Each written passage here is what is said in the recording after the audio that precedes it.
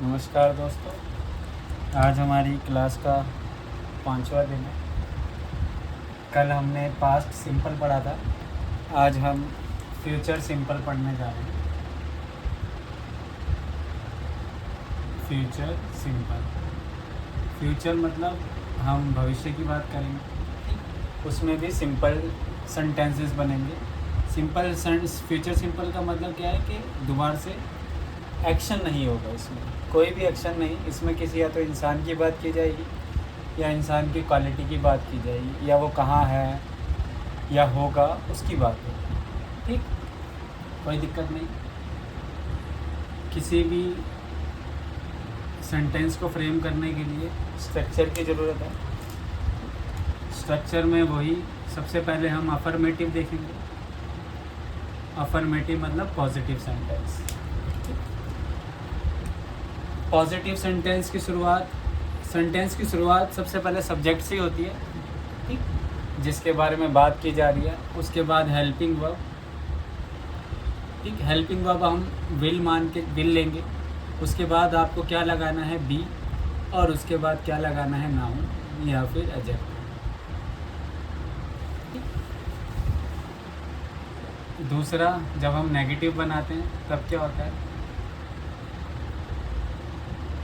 Subject, will और not. याद रखना, नॉट की प्लेसमेंट हमेशा थर्ड नंबर पर होती है। नॉट की प्लेसमेंट हमेशा थर्ड नंबर पर होती है।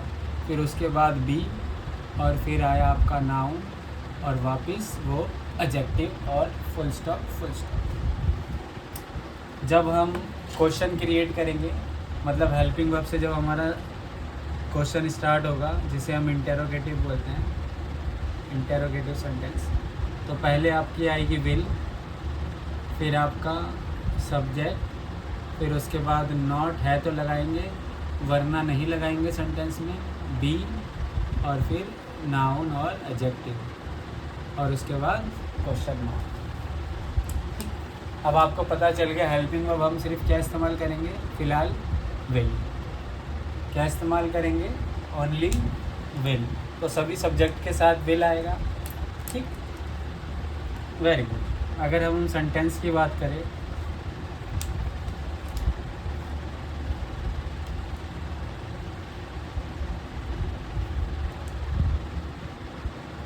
वह एक डॉक्टर होगा। हिंदी लिख दी, वह एक डॉक्टर होगा, तो ही विल बी अ डॉक्टर। वह खुश होगी, वह खुश होगी, शी विल बी हैप्पी। आई बात समझ में? बहुत सिंपल है। वह मतलब शी, खुश मतलब हैप्पी, होगी मतलब विल बी, ठीक। वह होगी, शी विल बी, खुश मतलब हैप्पी। ऐसे ही वह होगा के लिए विल बी एक doctor, he will be a doctor. ऐसे ही राम दिल्ली में होगा। सिंपल सेंटेंस, कोई एक्शन नहीं, राम के बारे में बता रहे कहाँ होगा, तो राम, फिर आएगा होगा मतलब विल बी इन दिल्ली। कोई दिक्कत? इजी हुआ, वेरी गुड। आशा है आपको समझ में आ रहा होगा, ठीक।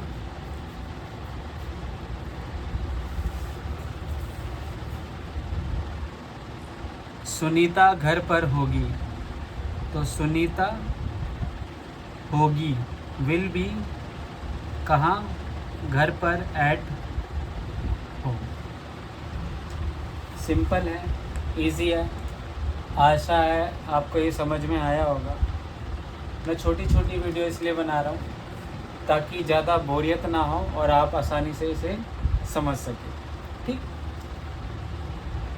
मैं ये मिटा रहा हूँ सेंटेंसेस, कुछ और सेंटेंसेस लिख रहा हूँ ताकि थोड़ी प्रैक्टिस हो जाए।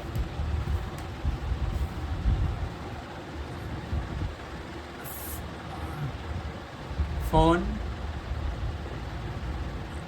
टेबल पर होगा।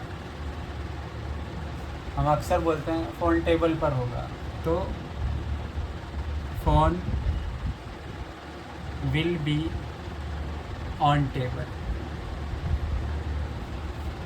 फ़ोन होगा, विल बी मतलब होगा, ऑन टेबल पर, ऑन टेबल।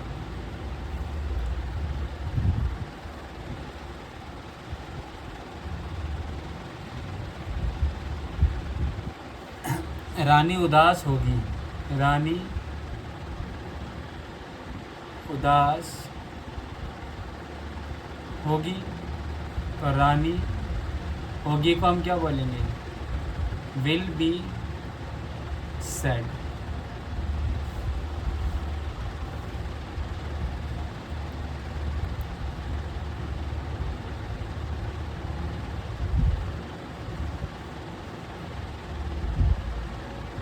वह चपरासी होगा,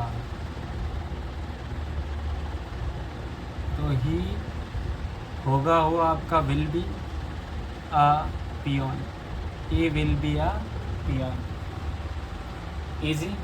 आशा है आपको समझ में आया होगा। अगर नहीं समझ में आया, कोई डाउट है तो कृपया कमेंट करें, चैनल को सब्सक्राइब करें ताकि मेरी वीडियो आप तक पहुंच सके। मेरा छोटा सा प्रयास है, मैं अपनी तरफ से कोशिश करूंगा। ये फ़िलहाल आपका बेस बनाने के लिए है। हम जैसे जैसे आगे बढ़ेंगे हम सिर्फ इंग्लिश टू इंग्लिश बात करेंगे, क्योंकि गवर्नमेंट जॉब की में जो इंग्लिश आती है हम उसके बिहाफ से पढ़ाई करेंगे। अभी फ़िलहाल ये उन बच्चों के लिए है जिनका बेसिक क्लियर नहीं है। ये हम बिल्कुल बेस से चलेंगे, बेस के चलते चलते फिर हम, क्योंकि हिंदी में समझाना इसलिए पड़ रहा है ताकि आपको थोड़ा क्लियर हो जाए, फिर हम इंग्लिश टू इंग्लिश सीखेंगे। पढ़ाया सब कुछ हिंदी में जाएगा लेकिन सारी चीज़ें इंग्लिश में रहेगी। ठीक, आशा है आपको ये पसंद आया होगा। इसी के साथ आज की क्लास यहीं समाप्त होती है। Bye bye.